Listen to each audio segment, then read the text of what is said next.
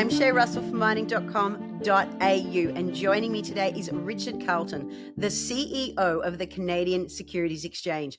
Richard, it's a pleasure to have you in the country. How are you? I'm doing fine, thanks. I can't say I'm too impressed with Sydney weather this week, but we'll make do. I'm sorry we couldn't put on better weather for you. Now, let's get down to business. There is some terribly exciting news coming out of the CSE. You've recently announced a deal with the National Stock Exchange of Australia, or locally known as the NSX.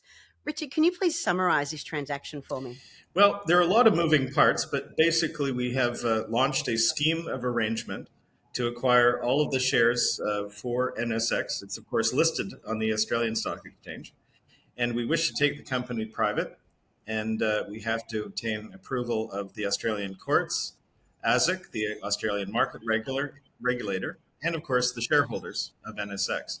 So it will be until mid-September or thereabouts before all of the components of the transaction have been satisfied, and we expect to formally close the transaction. Of course, as you said, there are many moving parts to this, but some Australians may not be familiar with the Canadian Securities Exchange. Could you elaborate on what the CSE has successfully achieved over in Canada? So one of the principal differences between Canada and Australia, although there are obviously many similarities as we've discussed, is that we actually have two layers of exchanges. So in securities law, there is a series of, or a framework for smaller companies.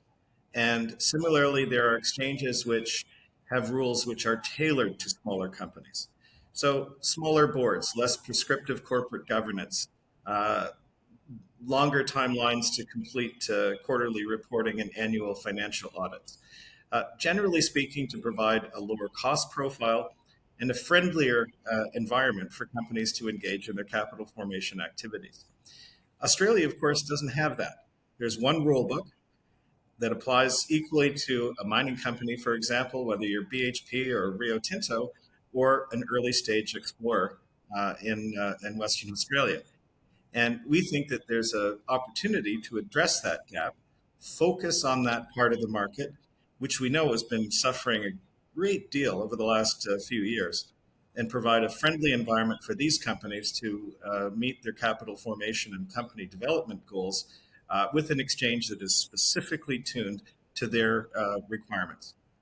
Now, we've followed the same plan in Canada and have grown to be 760 companies. And these are companies, not just ETFs and financial products and so on, active issuers in the Canadian market. So we are a meaningful part of the early stage capital market in Canada. We think that Max Cunningham, who's the CEO of NSX, and his team here in Sydney, should be in a position to execute the same sort of plan for the benefit of the Australian market. Listen, Richard, I'm thrilled to welcome you to Australia, and I look forward to seeing what you can do with the NSX. Thank you so much for your time today. I hope we speak again soon. Thank you very kindly, Shay.